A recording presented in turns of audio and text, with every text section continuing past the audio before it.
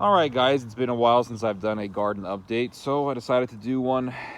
Right here is one of my burdock plots. This is just a plot of burdock. And burdock is a very versatile vegetable. You can eat the leaves, although they are very bitter. The stems are very good. When they're cooked, they have a taste that is like that of artichoke. And then the roots of the burdock are really what people go after the most. And the roots are very medicinal. And they are also very tasty. When you cook them, they have they have a nutty, earthy flavor. It's very good as a stir fry. In Asia, they cut it very thinly, and then they cook it with a little bit of sugar, a little bit of soy sauce, some sesame seeds, and makes for a very good meal. And over here, I have a grape. I had some issues with black rot with this grape. Last year, I had no grapes because black rot wiped out all of the grape clusters. All of the grape clusters got wiped out by black rot last year. So did some research, found out that you have to do a heavy pruning on grapes. So I did a heavy pruning right in late winter, bordering on the springtime. And so far, no black rot, and some pretty nice clusters here. Nice clusters. So far, no black rot.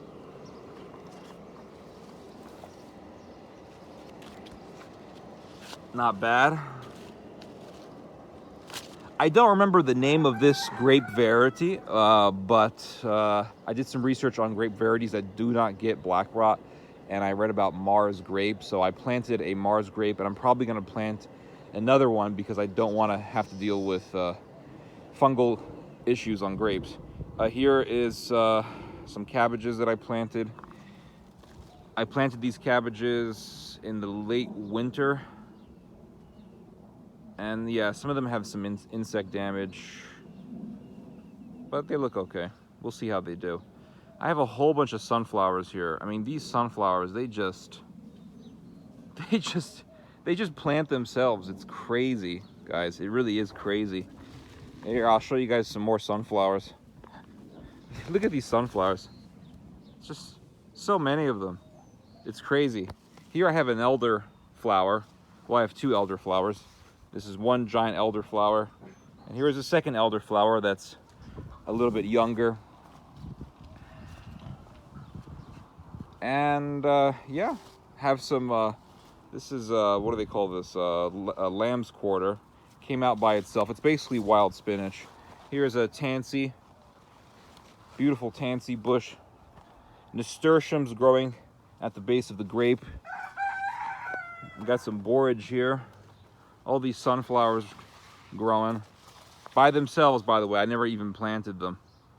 They popped up one year because I feed my chickens sunflower seeds, and so I spread the chicken manure, and that spread the sunflower seeds that the chickens didn't eat. So ever since then, these sunflowers have been self-seeding themselves. It really is remarkable. Here I have another plot of burdock. I have a habanero plant, Russian pomegranate. I used to have issues with pomegranate because the pomegranates that I planted years ago, like 10 years ago, they grew very well for years, and I got a lot of fruit out of them. But then all of a sudden, I guess climate change and all, we would get these late freezes in early spring, or late freezes in late winter. And the thing is that we'll get a couple of weeks in late winter that are warm, and then all of a sudden, the pomegranates think that it's springtime. They would awaken, they would break dormancy, and then you would have a late freeze that would kill off all the foliage and would destroy the wood, and you would get no fruit off of it. So I did some research on pomegranates that have very, very cold, hardy wood, and I found out about the Russian pomegranate. And last year, I planted 2 Russian pomegranates. We had a very bad freeze, and they survived. So I realized the truth of the resilience of the Russian pomegranate. So I got a few more Russian pomegranates. Here's one of them. A whole freaking just army of sunflowers. Here's a Chinese date. It's not doing, I mean, it's alive, it's healthy, but it doesn't have any fruit on it, so we'll see. We'll see how this thing goes. Here I got a whole bunch of arugula flowers and hundreds of seed pods on these arugula plants. My goal is to save seed for next year, and also to hopefully, I'm going to see if I can do this, but hopefully I can get some arugula seeds to grind into a nice spicy mustard, because it is a mustard. This is a Japanese persimmon. I have one fruit growing on it. It's still very young tree, so I have hope for it. It has some aphid damage, but the ladybugs took care of that, and no more aphids. And overall, it's a healthy tree. Primroses everywhere. Primroses growing everywhere, growing by themselves. Here I have a pineapple guayaba, or a feijoa, red chicory. Here is an herb that I'm growing for the first time. It's called stridolo, and in Italy, in some parts of Italy, they eat this with the risotto. It's looking very healthy, and yeah, this is the first time I've grown this herb. They say that it has a mixed flavor of something between cucumber and anise. So we'll see how that goes. We have some dill. We have some oregano growing over here. Marigolds. We got bee balm. This is all bee balm, wonderful herb. It's been seeding itself, so I haven't had the need to grow it again. It just seeds itself. Sunflower. Here's a new flower. I think this is called shrimp tail. Here is another pineapple guayaba, or feijoa. We'll see how these go.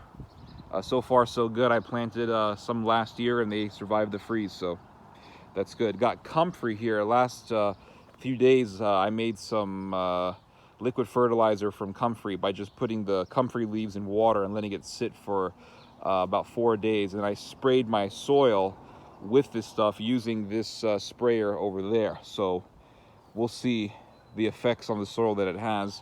I have nasturtiums, not burdock, this is rhubarb. I think that's some kind of an herb that I put in the middle there. I think that's basil, I'm not sure. Here is a crepe myrtle tree that literally popped up on its own, so I just left it there.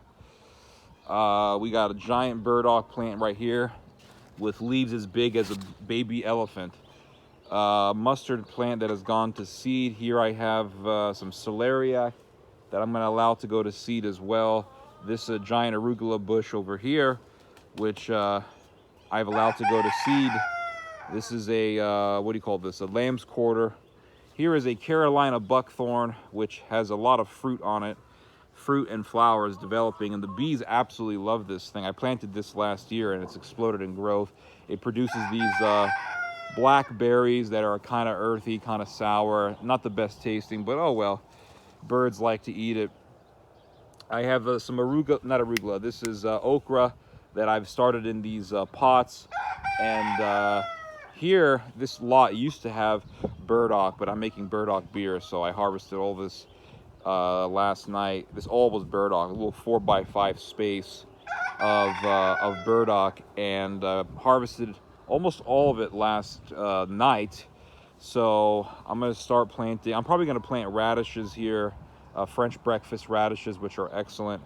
And so last week, or about I want to say over a week ago, I started these okra seeds in these pots, and then as I harvest the burdocks, I'm going to distribute these okra seedlings into the garden, so we can have okra for the summer.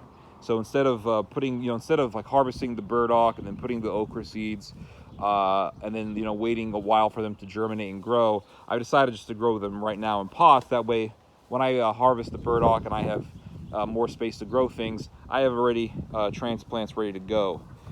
Yeah, so I got some celeriac over here, a whole row of horseradish here, and the chickens are having fun. They're eating the red chicory.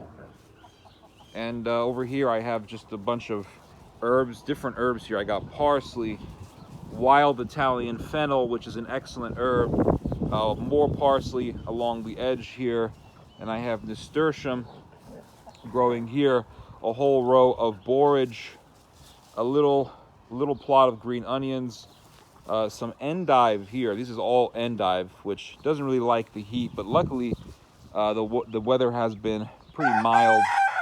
More endive here.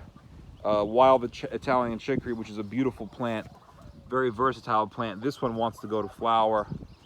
Very versatile plant. It's bitter, but you know, you can make excellent salads with it. You can stir fry it. I mean, and it never dies. I mean, it just keeps coming back. A freeze will knock it out and it'll just come right back. Here I have parsley, more parsley. This is a kale that I planted last year, so I'm just gonna keep watering it. It's not gonna like the peak of summer, but if I keep it alive, by the fall when the temperatures drop, it's just gonna grow right back. Mustard green, more parsley. These are Ethiopian kales, which have gone to flower. Excellent, excellent kale. One of the best tasting that I've ever grown. Beautiful flowers. It wants to go to seed, so I'm just gonna let it go to seed. Mustard green over here. A whole bunch of burdocks over there. Nasturtiums over here. We got some shade plants growing over here. And yeah, that's pretty much it.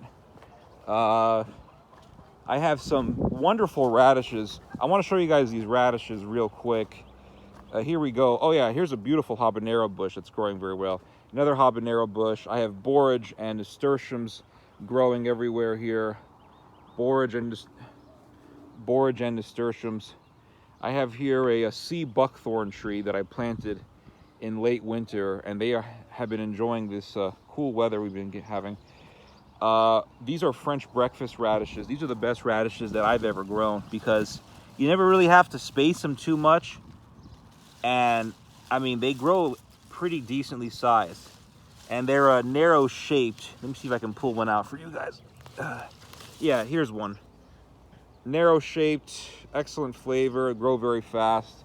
And because they're narrow shaped, they don't really need a whole lot of space. And I've gotten ones that are bigger than this one. Over here I have some mallow. Mallow's an excellent vegetable, grows in the Middle East. So it's a little tricky sometimes. I try to plant it. I've been growing it since, I want to say since 2020. I planted it in 2020. It grew very well. Planted it again in 2021, and it did well. I tried planting it again, and it got hit with some kind of a disease, and it died. So I'm gonna try to grow these mallows here and let them go to seed, and then I can collect the seed to plant next year. And then here I have some oregano. This is oregano here that's developing seeds, flowers right now, but soon it'll have seed. And then I can collect the seed to plant next year. Here I have a fig tree that's happy that I got rid of all the burdocks around it because now she can breathe. She was getting a little bit overran by the burdock plants. But yeah, got a giant sunflower over here. Sunflowers everywhere. Everywhere, guys. It's crazy. Anyway, that's the garden update for now. Here I have this chrysanthemum. Let me show you guys. This is a wonderful chrysanthemum. I didn't know that chrysanthemums were edible until last year. Here's a mallow plant right here. This is mallow, by the way. That's a mallow plant that's gone to flower. Soon it's going to go to seed. You can eat the whole plant. You can eat the stems, the leaves, the flowers. You can eat the pods. Very versatile vegetable. Here's another chrysanthemum. I didn't know chrysanthemums were edible until last year, and I brewed a very nice kombucha with some dried chrysanthemums that I purchased at the Asian supermarket. And it was so good, I decided that I would grow my own. Anyway, guys, that's the garden update for now. God bless y'all.